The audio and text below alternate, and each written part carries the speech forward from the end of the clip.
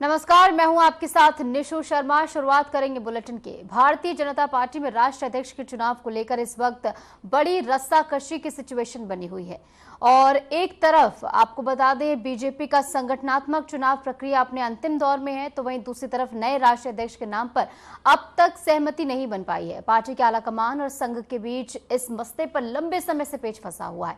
अब जब 4 जुलाई से संघ की अखिल भारतीय प्रांत प्रचारक बैठक दिल्ली में होने जा रही है, तब माना जा रहा है कि वहां इस मामले पर कोई अंतिम निर्णय लिया जा सकता है। ये रिपोर्ट देखिए।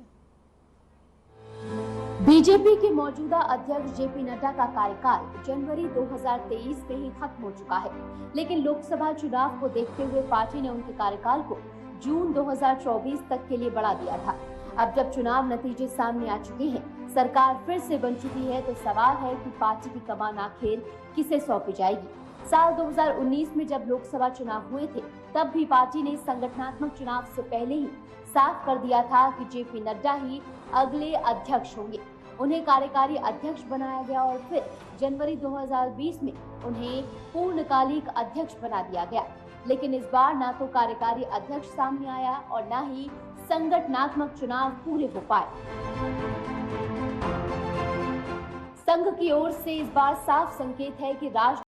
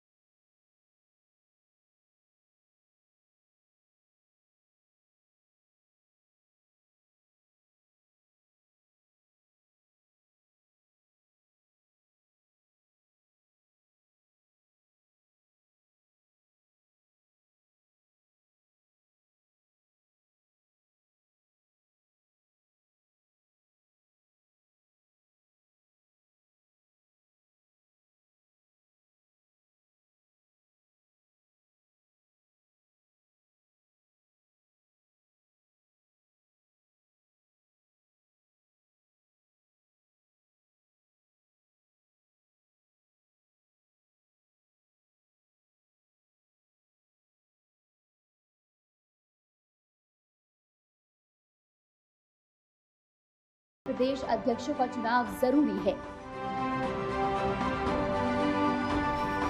सूत्र ये भी बताते हैं कि अभी तक केवल 14 राज्यों में ही संगठनात्मक चुनाव पूरे हो पाए हैं। बाकी के 5 बड़े राज्यों उत्तर प्रदेश, मध्य प्रदेश, गुजरात, महाराष्ट्र, कर्नाटक और पश्चिम बंगाल में अभी भी नियुक्तियां बाकी हैं। इन राज्यों में जातीय समीकरण, क्षेत्रीय दबाव और नेतृत्व के आंतरिक मतभेद चुनाव प्रक्रिया को जटिल बना रहे हैं। यही कारण है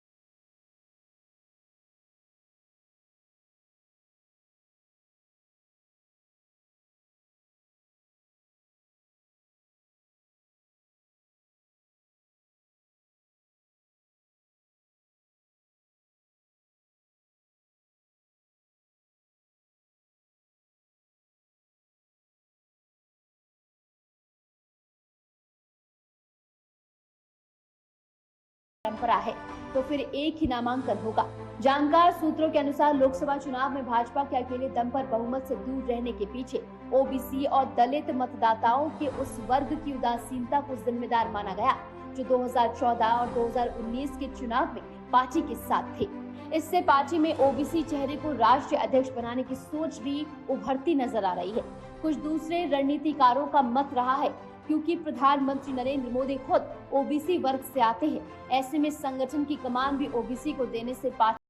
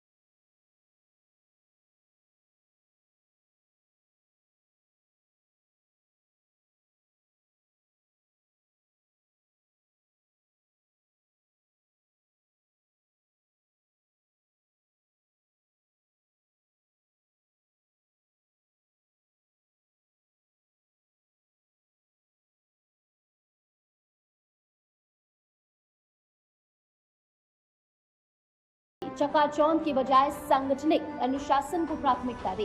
ये टकराव महज चेहरों का नहीं, चरित्रों का है। यही कारण है कि न सिर्फ राष्ट्रीय अध्यक्ष के नाम पर बल्कि राज्यों के अध्यक्षों को लेकर भी खींचतान चल रही है। उत्तर प्रदेश, मध्य प्रदेश, गुजरात जैसे राज्यों में जातीय संतुलन को साधना, वरिष्ठ नेताओं की पसंद को प्राथमिकता देना और लोकसभा चुनाव के नतीजों की समीक्षा को आधार बनाना, इन सब में तालमेल बैठाना पार्टी नेतृत्व के लिए आसान नहीं रह गया है।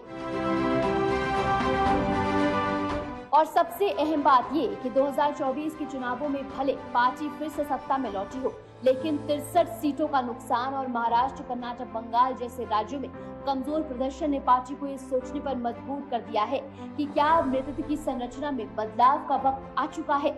इसलिए अध्यक्ष पद केवल एक पद नहीं, ये पार्टी के भीतर एक रीसेट का बटन है। सवाल है कि क्या संघ और आलाकमान इस बटन को मिलकर दबा पाएंगे या ये असहमति धीरे धीरे एक बड़ी रणनीतिक दरार में तब्दील हो जाएगी। सत्ता में बने रहना और संगठन को संतुलित रखना, बीजेपी के सामने अब ये दो लक्ष्य एक दूसरे के विरोध में खड़े हैं। अब निगाहें 4 जुलाई से शुरू होने वाली संघ की बैठक पर है। वहां से जो दिशा तय होगी वही भाजपा के आने वाले 5 साल के संगठनात्मक रोड मैप को प्रभावित करेगी। नया अध्यक्ष केवल एक पद नहीं होगा बल्कि 2029 की तैयारियों का पहला संदेश भी होगा। Bureau report, RNTV।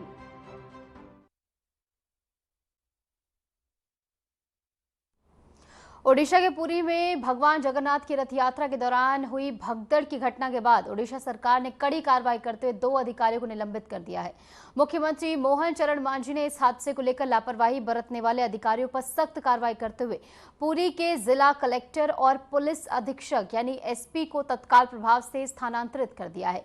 CMO की ओर से जारी बयान में कहा गया है कि पुरी के जिला कलेक्टर सिद्धार्थ शंकर स्वैन और SP विनीत अग्रवाल का तबादला कर दिया गया है। वहीं DCP विष्णुपति और कमांडेंट अजय पाधी को ड्यूटी में लापरवाही के लिए निलंबित कर दिया गया है। CM मांझी ने विकास आयुक्त की देखरेख में मामले की प्रशासनिक जांच के भी आदेश दे दिए हैं।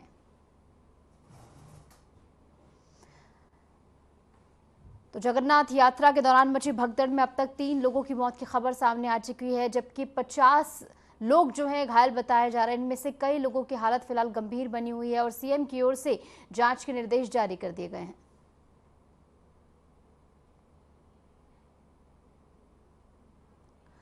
और अब बात करेंगे कोरोना की। देश भर में कोरोना वायरस के एक्टिव केसों की संख्या बीते 2 हफ्तों से कम हो रही है, जो कि एक राहत की खबर है।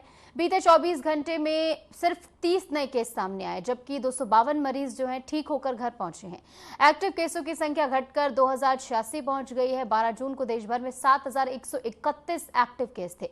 ऐसे में केसों का कम होना एक खुशखबरी है, लेकिन ऐसे में सावधानी बरतने में ढील ना दे, ये ध्यान रखें। रिपोर्ट देखिए।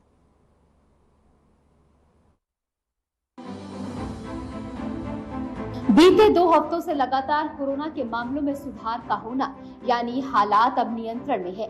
बीते 24 घंटे में सिर्फ 30 नए केस सामने आए, जबकि 252 मरीज ठीक हुए हैं। एक्टिव केसों की संख्या घटकर 2086 पहुंच गई है। 12 जून को देश भर में 7131 एक्टिव केस थे।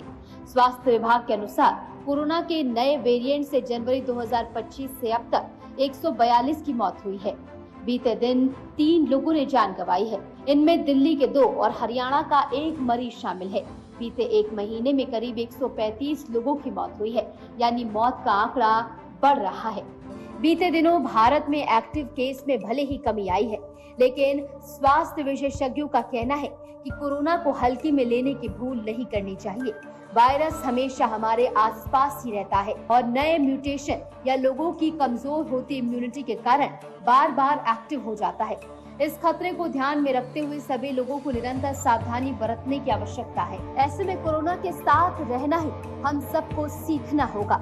ICMR NIV यानी नेशनल इंस्टीट्यूट ऑफ वायरोलॉजी के डायरेक्टर डॉक्टर नवीन कुमार ने कहा है कि सिंगापुर में फैल रहे निम्बस यानी कि NB.1.8.1 वेरिएंट के केस भारत में भी सामने आ रहे हैं। बीते 5 से 6 हफ्तों में इन केसों की संख्या तेजी से बढ़ी है। हमने टेस्टिंग बढ़ा दी है और इस वेरिएंट में फिलहाल ओमिक्रॉन जैसे लक्षण देखने को मिल रहे हैं। ये बात हमेशा ध्यान रखें कि केसेस का कम होना ये नहीं कि आप निश्चिंत हो जाएं, बल्कि जरूरी है कि आप और ज्यादा सतर्क हो जाएं, क्योंकि यही समय की मांग है। ऐसे में जरूरी है कि ढील देने के बजाय और ज्यादा सतर्क हो जाएं। स्वास्थ्य विशेषज्ञों का मानना है कि भारत जैसे विशाल और घनी आबादी वाले देश में कोरोना के मामले का ऊपर नीचे होना एक सामान्य बात है। ऐसे में पूरी तरह से लापरवाही करना ठीक नहीं होगा। वे कहते हैं कि संक्रमण को नियंत्रण में रखने के लिए जरूरी है कि लोग अब भी मास्क पहने, भीड़ भाड़ वाले जगहों से बचे, हाथों की स्वच्छता बनाए रखें। हालांकि वर्तमान में स्थिति नियंत्रण में है, लेकिन वायरस का खतरा अभी भी पूरी तरह टला नहीं है। सरकार और विशेषज्ञ दोनों ही जनता से सतर्क रहने की अपील कर रहे हैं, ताकि देश एक बार फिर किसी बड़ी लहर का सामना न करे। भारत में कोरोना की स्थिति में सुधार राहत की बात है, लेकिन सावधानी अब भी जरूरी है। हेल्थ प्रोटोकॉल का पालन करना ही आने वाले दिनों में संक्रमण से बचाव की सबसे बड़ी कुंजी होगा। चलिए अब आपको JN.1 वेरिएंट के बारे में बताते हैं। JN.1 वेरिएंट इम्यूनिटी कमजोर करता है। JN.1 ओमिक्रॉन के BA.2.86 का एक स्ट्रेन है। इसे अगस्त 2023 में पहली बार देखा गया था। दिसंबर 2023 में WHO ने इसे वेरिएंट ऑफ इंटरेस्ट घोषित किया। इसमें करीब 30 म्यूटेशंस हैं जो इम्यूनिटी कमजोर करते हैं। अमेरिका के जॉन्स हॉपकिंस यूनिवर्सिटी के अनुसार JN.1 अन्य वेरिएंट की तुलना में ज्यादा आसानी से फैलता है, लेकिन ये बहुत गंभीर नहीं है। दुनिया के कई हिस्सों में ये सबसे आम वेरिएंट भी बना हुआ है। JN.1 वेरिएंट के लक्षण कुछ दिनों से लेकर हफ्तों तक रह सकते हैं। अगर आपके लक्षण लंबे समय तक बने रहते हैं, तो हो सकता है कि आपको लंबे समय तक रहने वाला कोविड हो। ये एक ऐसी स्थिति है जिसमें कोविड-19 के कुछ लक्षण ठीक होने के बाद भी बने रहते हैं। वैज्ञानिकों ने बताया कि कोविड-19 अब एंडेमिक यानी स्थायी हो चुका है और इसके हल्के संक्रमण समय समय पर आते रहेंगे, लेकिन घबराने की कोई जरूरत नहीं है। 5 जून को देश भर के अस्पतालों में मॉक ड्रिल की गई ताकि ऑक्सीजन, वेंटिलेटर, आइसोलेशन बेड और जरूरी दवाओं की उपलब्धता सुनिश्चित की जा सके। 2 और 3 जून को स्वास्थ्य महानिदेशक डॉक्टर सुनीता शर्मा की अध्यक्षता में तकनीकी समीक्षा बैठकें हुई, जिनमें राज्य और आपदा प्रबंधन एजेंसियों के साथ तैयारियों की समीक्षा की गई। स्वास्थ्य अधिकारी इन्फ्लुएंजा जैसे लक्षणों और गंभीर तीव्र श्वसन संक्रमण पर नजर रख रहे हैं। सारी के सभी मामलों और ILI के 5% मामलों की टेस्टिंग की जा रही है। पॉजिटिव सारी सैंपल को जीनोम सीक्वेंसिंग के लिए ICMR VRDL नेटवर्क को भेजा जा रहा है। विश्व स्वास्थ्य संगठन यानी कि WHO ने मई 2023 में कोविड-19 को पब्लिक हेल्थ इमरजेंसी से बाहर घोषित कर दिया था। अब विशेषज्ञ इसे मौसमी, स्थान विशिष्ट और सीमित रूप में रहने वाला रोग मान रहे हैं।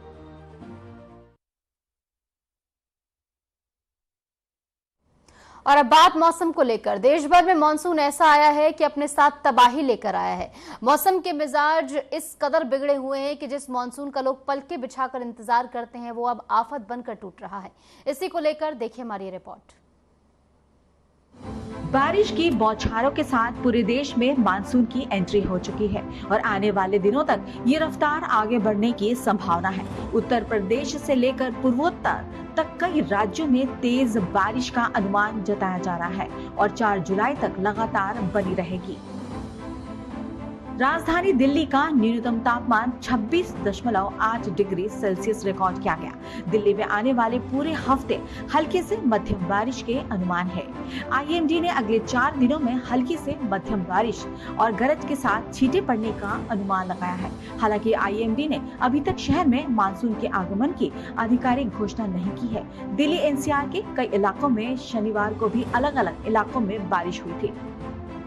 मौसम विभाग के अनुसार गर्मी से कुछ राहत जरूर मिलेगी, लेकिन साथ ही उमस में भी बढ़ोतरी होगी।